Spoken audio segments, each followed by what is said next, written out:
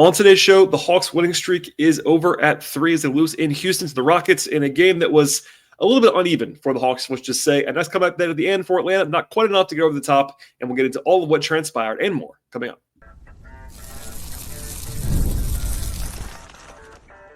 You are Locked On Hawks, your daily Atlanta Hawks podcast. Part of the Locked On Podcast Network. Your team every day.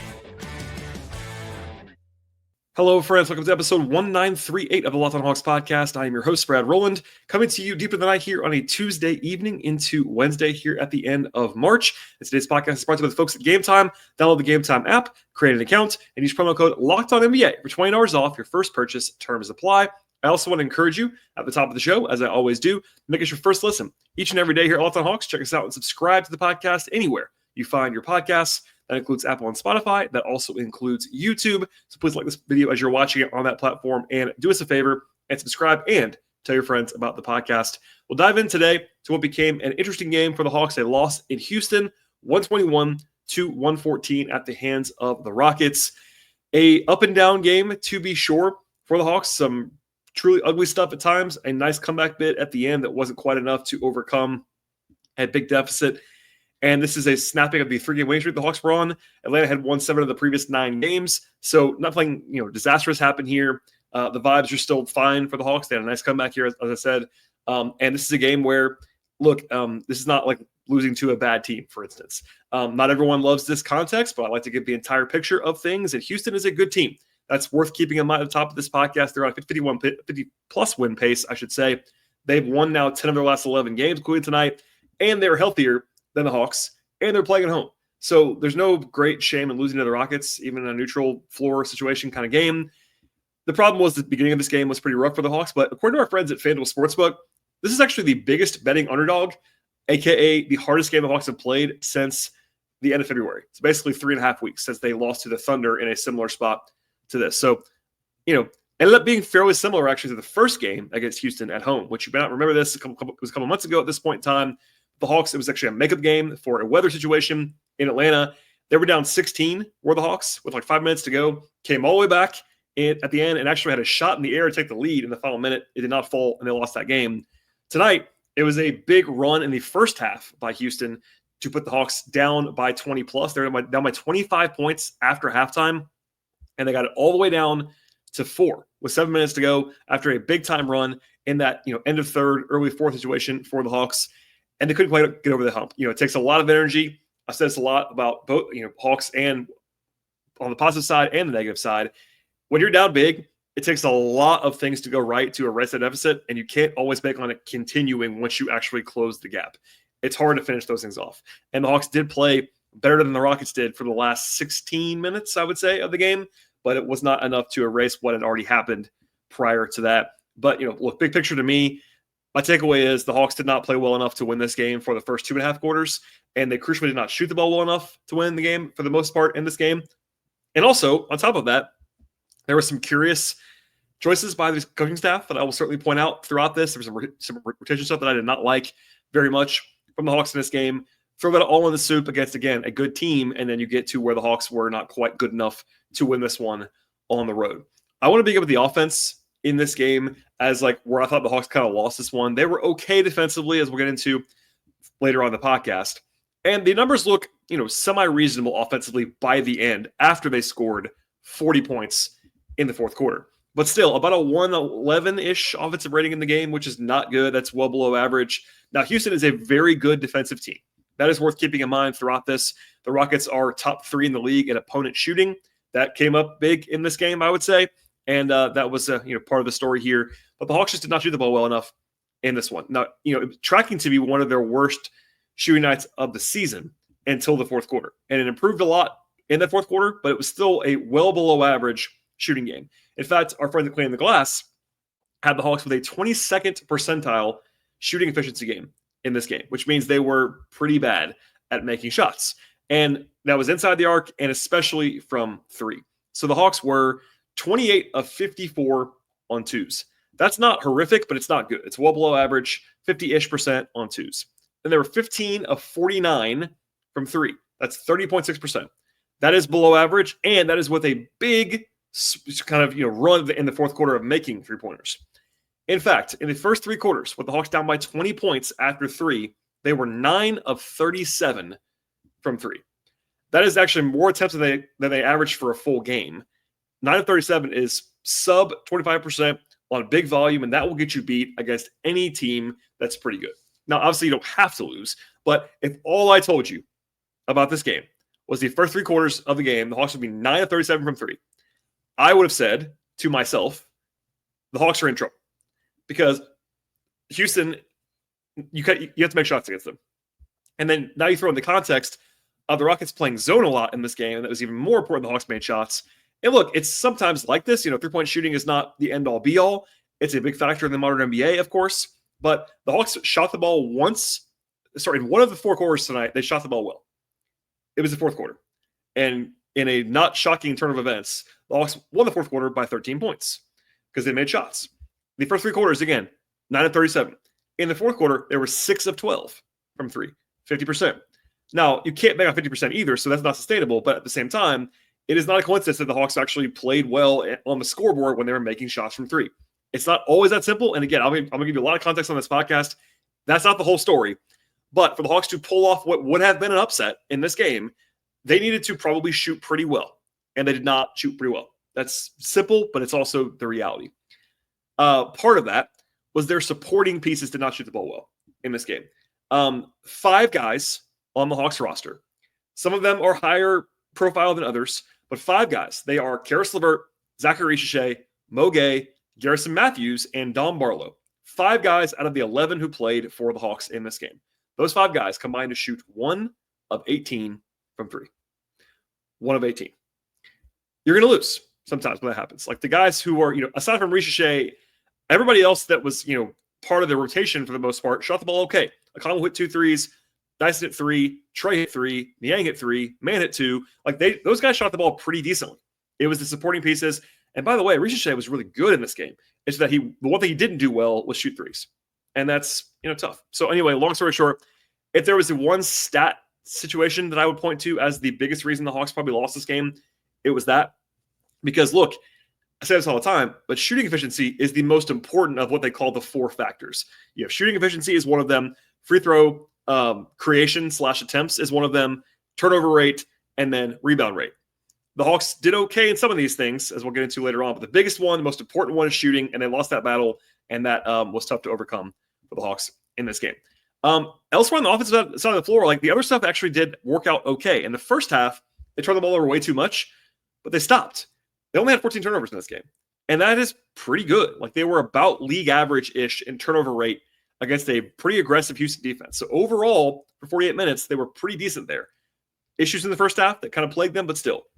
On the offensive glass, they were actually really good. They had 18 offensive rebounds in this game.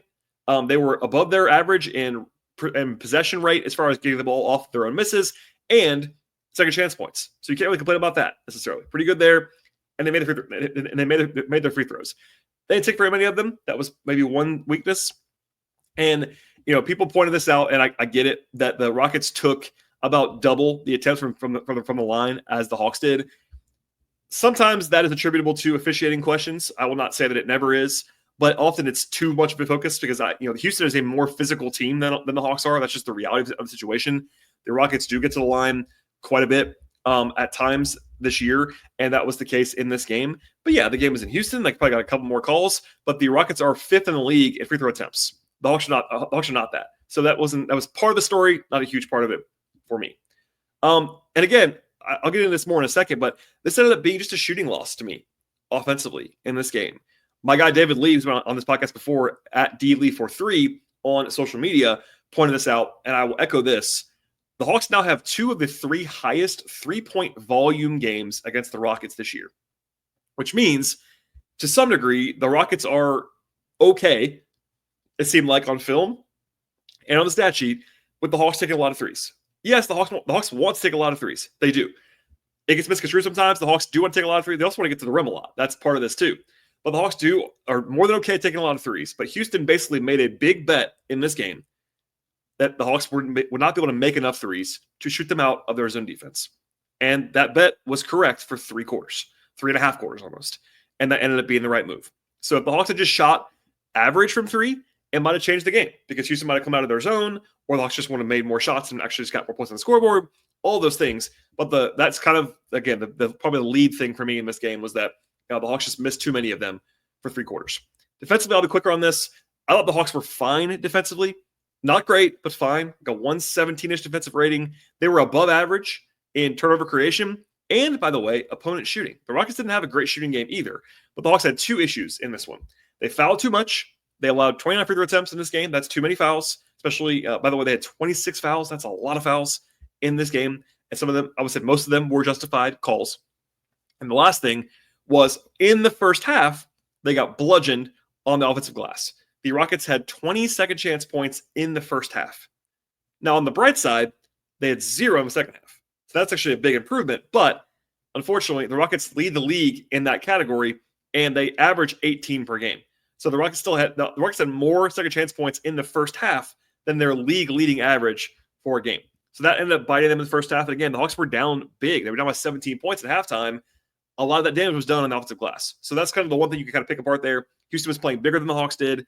The Hawks did tend to go smaller in this game, which had some mixed results, to be fair. But I thought defensively they were okay. They weren't great. For me, this is an offense first loss for the Hawks. If you watch this game, I think it was probably evident for the most part. And yeah, the Hawks ended up scoring a bunch of points in the fourth, which made it a little bit more interesting as far as the game was concerned, also the stat sheet. But broadly speaking, the context and the way this actually flowed process-wise, I would say the offensive was the problem for the Hawks in this game. But look, I have a hard time getting worked up about this game in a vacuum as far as the result. Things that happened in the game, as we'll get into later on, the rotation stuff, the way the Hawks execute or didn't execute, that stuff can bother you for sure. I don't blame anybody for that. But for me, it's like, all right, the Hawks just won seven out of the last 9 games. They lose the game on the road that they were underdogs in. I'm not throwing things about this loss, but they didn't play very well for 2.5, 3 quarters. And they couldn't afford that in this spot. All right. More to come about this game as far as how it unfolded portion of this podcast. At the end of the show, we'll get into the play-by-play evaluations on the podcast. But first, a word from our partners on the show. This show is brought to you by Game Time. There's nothing like watching basketball live. The energy of the crowd, the sound of the sneakers on the hardwood, maybe even a celebrity sighting courtside, just all the buzz in the building is always fun. If you want to catch a game in person, Game Time makes getting tickets even easier than it ever has been. They have this new feature at Game Time called Game Time Picks, and they remove all the fluff and show you only the best deals on great seats. That means no wasting time with scrolling through lots of different tickets they actually don't want.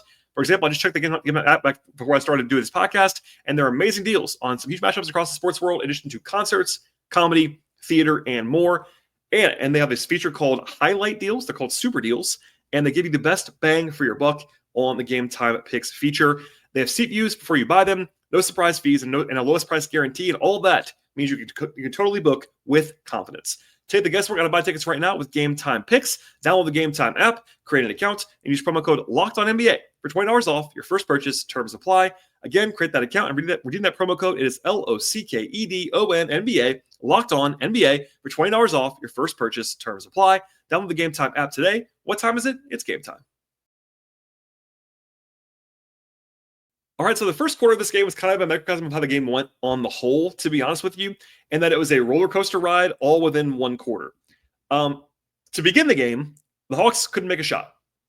They were 2 of their first 11 from the field, 0 of 5 from 3. They missed at least 3 layups.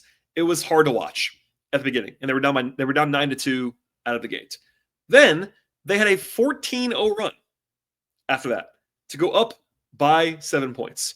Risacher had a great run there with 8 points in a short period of time, called big finishes, had a big dunk, made a jumper, and then the Rockets went cold, actually. They were 3 of 15 from the floor at one point.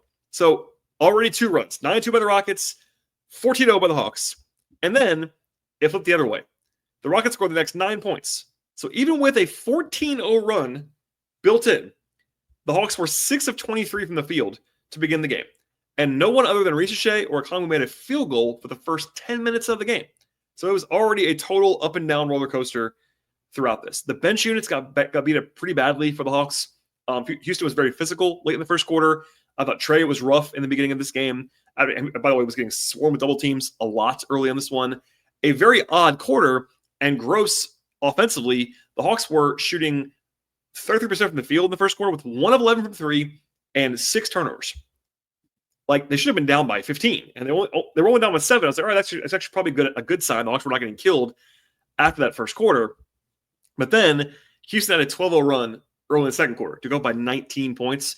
It was a 36-10 overall run by Houston to go from basically Hawks up 7 to Hawks down 19 in about 10 minutes. The Hawks just couldn't make a three. They were 2 of 16 from three-point range. That's a combination they just can't figure out and withstand against Houston, honestly. And in the half court, it was particularly rough offensively in the first half. Houston, when they're set, they're dynamic there, and they're really, really good there.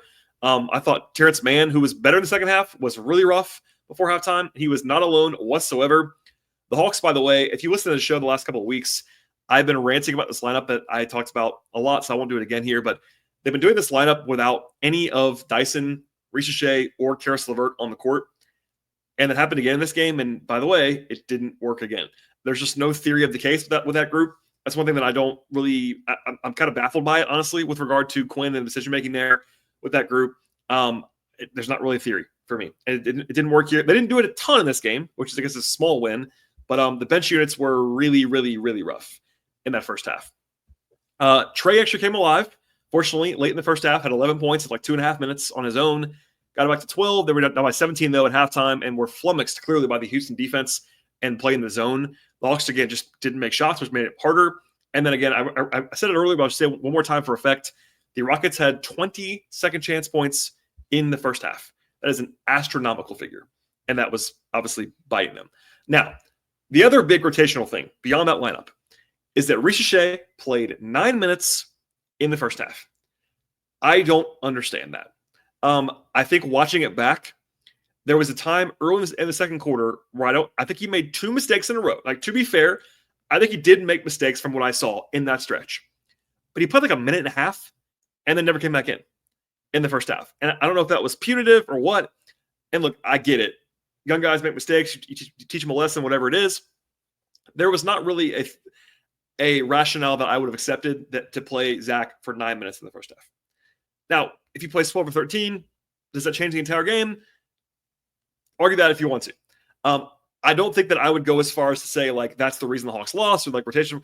Like, I didn't love the rotation decisions at times in this game. That's fair to say. The Hawks were also down by 25 points in the fourth quarter. It's kind of like hard to say that over the top of it, but I didn't like the way they handled Zach in the first half. He played more in the second half, to be fair, but yeah, just wanted to say that out loud because people were asking me about that during the game, and I get it. It's way too low.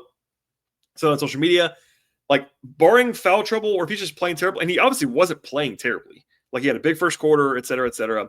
Anyway, there's that. The Hawks did defend well early in the third quarter, but they couldn't score again. They scored 5 points on the first 10 possessions of the third, so they actually even lost ground despite not being able to actually getting stops defensively. Also of note here, the Hawks got a little aggressive. One might say desperate, I would say, rotationally after halftime. Mo Gay got a DNP in the second half, which, by the way, I didn't mind terribly. I don't think he was very effective in the first half, but they went to Niang for 3 minutes, and then it was basically small ball for like 15 straight minutes, which did not end up working for the Hawks, which, credit there. But they actually went to Garrison Matthews, who had been ice cold, hadn't played in the first half. That choice did not work. Garrison came in, presumably looking for a spark there. Like, I have no issue going to Garrison for trying to just get a home run. They're down by 20 points. You try to have something go right for you. Garrison is capable of a flurry of threes, which can help you. But at this time, he was 0 for 3 from 3. It didn't work. They pulled the plug, and there you go.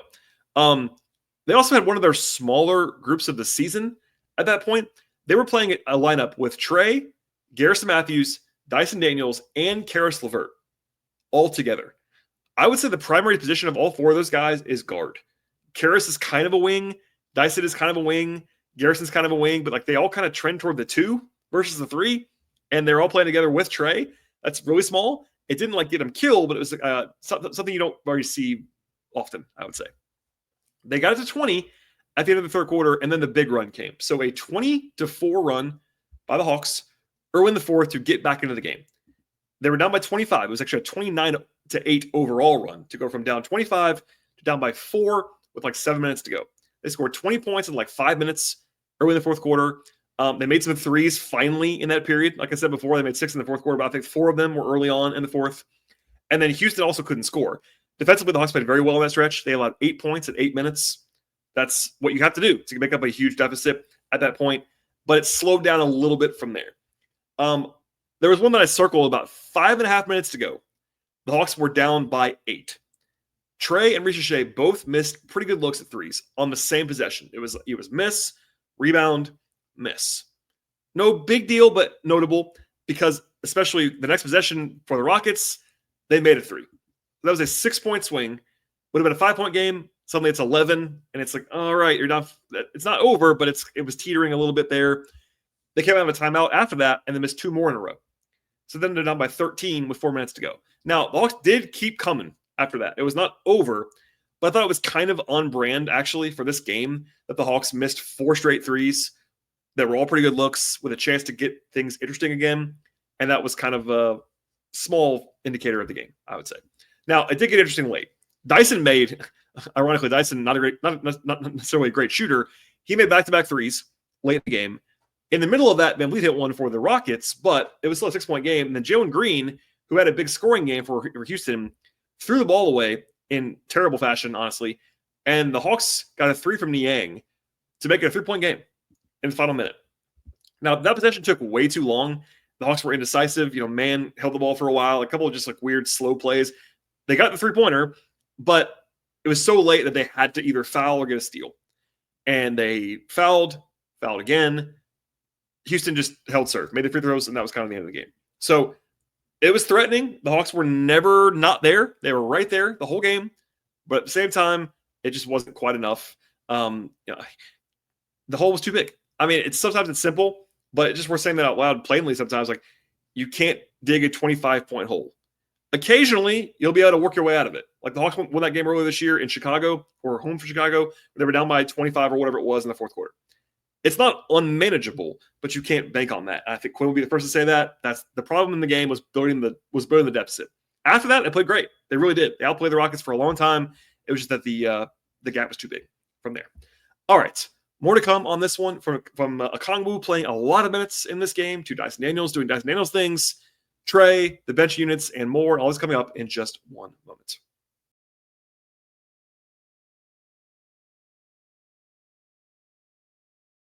All right, so the players in this game and all 11 guys who were active for the Hawks saw the floor in this one. I mentioned before, Garrison Matthews played 6 minutes, second half only, missed all 3 of his shots, had 2 fouls. I don't think Garrison played terribly, just missed all 3 of his threes, so it's going to be tough for him to contribute in a big way when he's doing that. But there you go. Don Barlow, 10 minutes off the bench, 2 points, 3 rebounds, minus 11.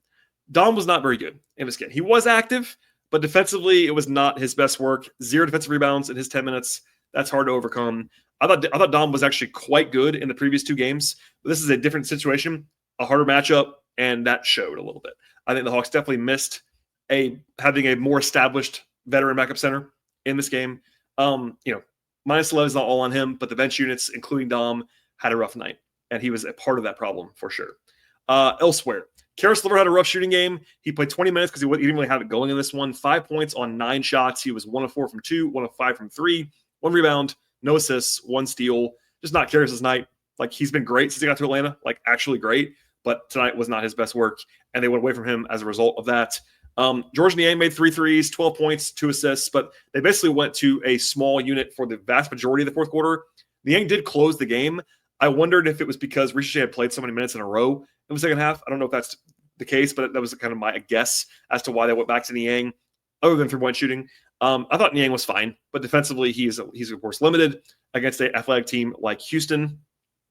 Terrence Mann, interesting night for Terrence. 16 points, 4 rebounds, had a steal and an assist late as well. 5 of 7 on 2s, 2 of 5 from 3. He scored a bunch of points in the fourth quarter. I don't think Terrence played great, especially in the first half. I thought he was actually pretty bad in the first half, but he was better in the second half. It's just kind of a mixed bag. It's again not his fault that he's anchoring these lamps that I don't think are the right lamps around him. But he's kind of a ball stopper sometimes. It was just he's just not clicking all the way through that. But at the same time, he did make some shots they had to have in the second half. So he was part of the comeback bid, also part of the build the deficit bid. So a mixed bag for sure. V. Krejci didn't play a lot. 12 minutes, 5 points, an assist, a rebound. I think defensively he was a little bit rough, but did make a 3 and got to the line for 3 attempts, made 2 of them.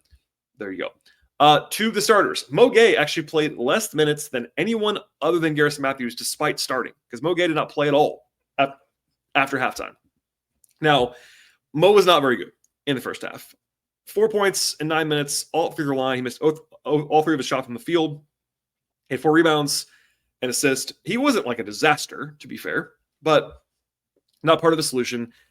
I do wonder if it's just an execution thing, why they have not really ever tried Mo and Dom together. Now, I get why. Those guys are inexperienced. Playing them both together might lead to some breakdowns defensively. I get it. At the same time, we've kind of seen now that the Dom plus no one strong on the wing defensive units don't work. If you're going to do that, why not try to paper in Mo a little bit? I'm not someone that says you have to start George Niang. Like, I would probably do that in a vacuum, candidly. But I think that I might try Mo and Dom together. You want to have Trey out there probably to organize things offensively. That's part of that. Mo is a below average, to be kind, offensive player right now. He's a pretty bad offensive player most of the time. But I think I might try it just as a wrinkle. But anyway, Mo didn't play a lot. He wasn't very good. That was fine. To the rest of the starters who played more minutes. Risacher, 18 points, 4 rebounds, and assist. I already did the rant about him not playing enough the first half. I stand by that. Second half, played a lot. He was actually 8 of 10 on twos. 8 of 10. My friend and colleague, Kevin Chenard, shared a clip, actually a lot of clips, on Tuesday of Risacher finishing with his left hand that I recommend you find on social media that Kevin put together. It takes a long time to put that together. I know it does. Shouts to Kevin. But Risacher has been finishing really well around the rim recently. Right hand, left hand, all that stuff. He just didn't make threes in this game. That was his only drawback. Process-wise, like, it was not his best defensive work, I didn't think. Overall, like, I think Zach's been like really, really, really solid for a rookie in particular. Some breakdowns today, but I still think it was overall a positive for the Hawks and played not enough overall. Elsewhere, Okongwu was good in the second half. First half, not his best work, and it's a tough matchup for him, to be fair. Like, I've been, I think, rightly lauding Okongwu for the last couple of weeks and months even for how well he's played. He's playing extremely, extremely well for like 2.5 months now. Not up for debate. He's playing very, very well. But this is a team in Houston that has a lot of size. They're playing double big lineups. Their backup power 4 is Jabari Smith Jr., who's like can play center. Like, they have a lot of size. And that's not always easiest for Okongwu, but he did play better and better as the game went along, I thought, as he got more comfortable. 14 points, 15 rebounds, 3 assists for Onyeka in 38-plus minutes. In fact, Onyeka played more minutes tonight, 38 minutes, 24 seconds, than he has in any game that did not go to overtime for the last 26 months. So 2+ years as he's played this much in a non-overtime game. Now, part of that is that they had Capella most of the time, and they weren't going to ever play with 39 minutes with Capella active. That makes sense. But there have been games where he wasn't active. And the Hawks have, I think, smartly not pushed Okongwu too hard. He does have a history of injury, for example. You don't want to grind the guy down to a stump at this point in the season. But it was appropriate in this game because they were trying to come back. Dom didn't have it in this one. And I thought it was notable that they played Okongwu a lot. Like, they went for this one. They played Okongwu, Trey, and Dyson all 36+ minutes. So they were not shying away from trying to play well and win this one. But I thought Onyeka was really strong. It was not a coincidence to me that the Hawks were +4 with Onyeka and -11 with Dom. That was indicative of the game, I think. Elsewhere, Dyson Daniels, 19 points. He tied his career high with 10 assists in this game, 8 rebounds, 4 steals. Kind of a slow start as the whole team did in the first half, but ends up again with 19, 10, 8, and 4 steals. Obviously, that's awesome. Dyson also has, this is actually his 7th consecutive game with 3 steals or more, which is ludicrous. Also, he has a steal now in 43 straight games. That's number 2 in Hawks history. He's playing fantastic basketball. He also was +10 in a game they lost by 7 points. So the bench units, again, kind of unkind, but I thought Dyson was really good, as he almost always is. And then Trae Young, not Trey's best work, nor his worst. 19 points, 12 assists, 5 turnovers is probably a little bit too many. He was 4 of 10 on twos. That's not great, but not terrible. 3 of 7 from 3 is fine. 19 points on 18 shots is not like great, but it's fine. I thought Trey was like below average for him for sure, especially in the first half. But he did kind of find it late in the second quarter and then was pretty good after that. But he was getting doubled early in the game. Yeah, not his best, but he like a C- for Trey in this one. It wasn't like he was terrible, but still, when the Hawks had their real guys on the court, they were pretty good in this game. The bench guys, less so. And it was the Trey plus bench units that kind of got waxed, which is why Trey's plus minus was really bad in this game. But the Okongwu, Risacher, Dyson were all on the positive. Felt right in this one, honestly. All right. That's all I have on the individual player stuff in this game. The Hawks now play again on the road. This is a 3-game road trip. They play on the road on Thursday in Miami. That'll be an interesting game.